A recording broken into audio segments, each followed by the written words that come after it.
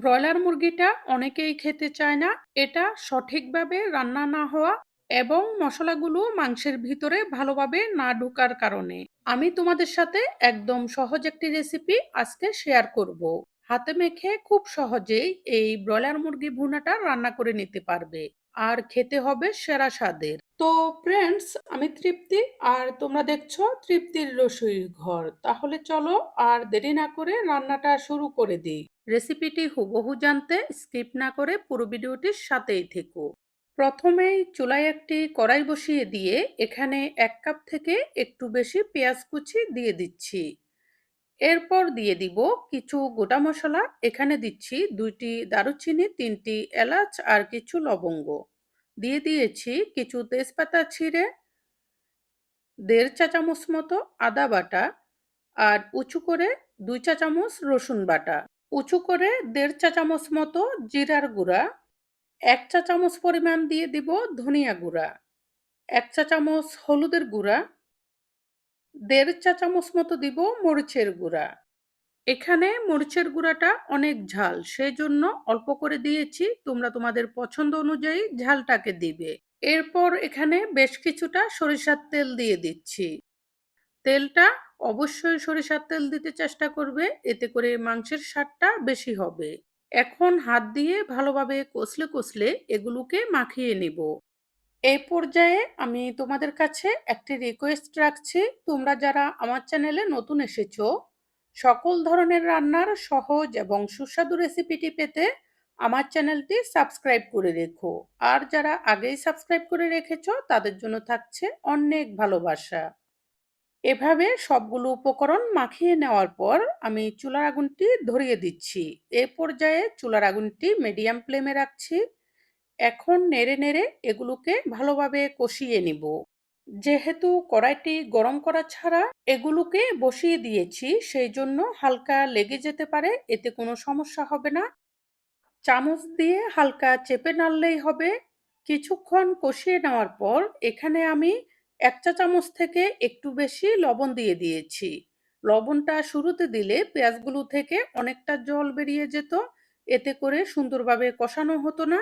এখন চুলার আগুনটি মিডিয়াম ফ্লেমে রেখে নেড়ে নেড়ে এই মশলাগুলোকে লাল লাল করে কষিয়ে নিব। এই মশলাটাকে ভালোভাবে কষানোর উপরেই কিন্তু মাংসের স্বাদটা বেশিরভাগটাই নির্ভর করবে। এভাবে কষাতে কষাতে যখন মশলাগুলো এরকম লাল লাল হয়ে যাবে, এ পর্যায়ে এখানে দিয়ে দিয়েছি 1 কেজির থেকে একটু বেশি ব্রয়লার মুরগি। এখন এগুলোকে নেড়ে চেড়ে উল্টে পাল্টে ভালোভাবে মিশিয়ে দিব। এ পর্যায়ে চুলার আগুনটি আরো একটু বাড়িয়ে দিব। বাড়িয়ে দিয়ে মশলার সাথে এই মাংসগুলোকে ভালোভাবে কষিয়ে নিব। মশলার সাথে কষাতে কষাতেই এই মশলাগুলো মাংসের ভিতরে ঢুকে যাবে।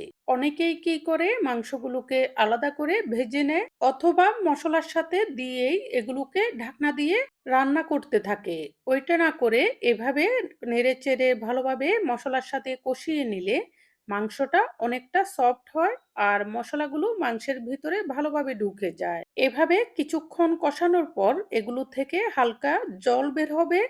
এ পর্যায়ে আমি এগুলোকে ঢাকনা দিয়ে চুলার আগুনটি ডিম করে এভাবে বসিয়ে রাখবো 20 মিনিট মতো।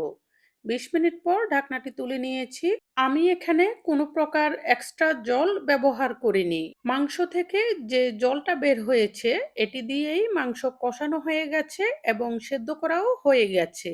এখন অল্প করে জল দিয়ে দিব। যেহেতু আমি মাংসটাতে ঝোল রাখবো না, সেই জন্য জলটা অল্প করে দিয়েছি। তোমরা যদি একটু ঝোল রাখতে চাও তাহলে জলটা একটু বাড়িয়ে দিবে। আর জলটা অবশ্যই কুসুম গরম জল হতে হবে। জলটা দেওয়ার পর নেড়ে মিশিয়ে দিয়ে এগুলোকে টকবক করে একটু ফুটিয়ে নিয়েছি।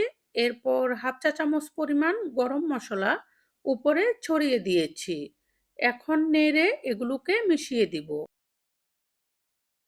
ভালোভাবে মশলাটা মেশানো হয়ে গেলে এরপর একটু ফুটতে দিয়েই চুলার আগুনটি নিভিয়ে দিব। আর গরম চুলার উপরে এভাবে কিছুক্ষণ বসিয়ে রাখবো, এতে করে ঝোলের ঘনত্বটা আরো একটু বেড়ে যাবে। কিছুটা ঠান্ডা হলেই এটি পরিবেশনের জন্য সম্পূর্ণ প্রস্তুত হবে। তোমরা এই রেসিপিটা ট্রাই করে দেখো, খেতে কিন্তু ভীষণ মজার হয়। রেসিপিটা কেমন হয়েছে কমেন্ট করে জানাবে। যদি ভালো লেগে থাকে অবশ্যই লাইক, কমেন্ট এবং সাবস্ক্রাইব করে সাপোর্ট করবে আরও নতুন নতুন রেসিপি উপহার পাওয়ার জন্য। এই বলে আজকের মতো এখানেই বিদায় নিচ্ছি। পরবর্তীতে চলে আসব নতুন কোনো রেসিপি নিয়ে। সেই পর্যন্ত সবাই ভালো থেকো।